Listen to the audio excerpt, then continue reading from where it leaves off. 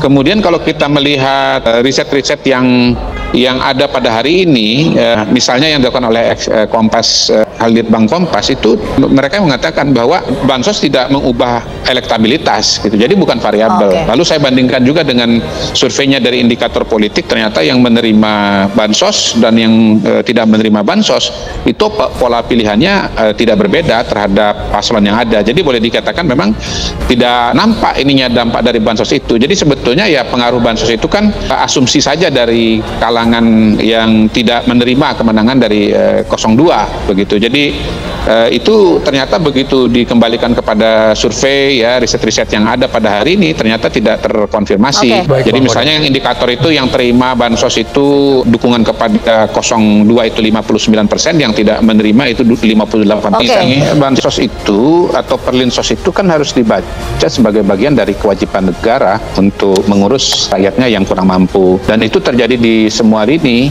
Saya kira Mas Ganjar, Mas Anies ketika menjadi gubernur pun juga itu ada yang namanya bansos, dan termasuk juga dalam visi misinya saya membaca kayak Mas Ganjar dan Pak Mahfud itu membuat nama dan punya perhatian khusus terhadap bantuan sosial, perlindungan sosial yang namanya kartu sakti itu, gitu. Jadi ini sesuatu yang bukan barang haram, ini barang halal, bahkan barang yang sangat dibutuhkan oleh masyarakat. Dan menurut saya kalau bicara sebagai petahana, justru apa yang dikatakan oleh Pak Muhadjir tadi relevan sekali, bahwa sebagai presiden yang baik justru harus mengurus rakyatnya dan memberikan bantuan yang menjadi hak bagi mereka. Nah, yang masalah itu kan begini sebetulnya menurut saya, perlindungan sosial ini kan diidentikan oleh 01 dan 03 itu sebagai money politics, ya, money politics.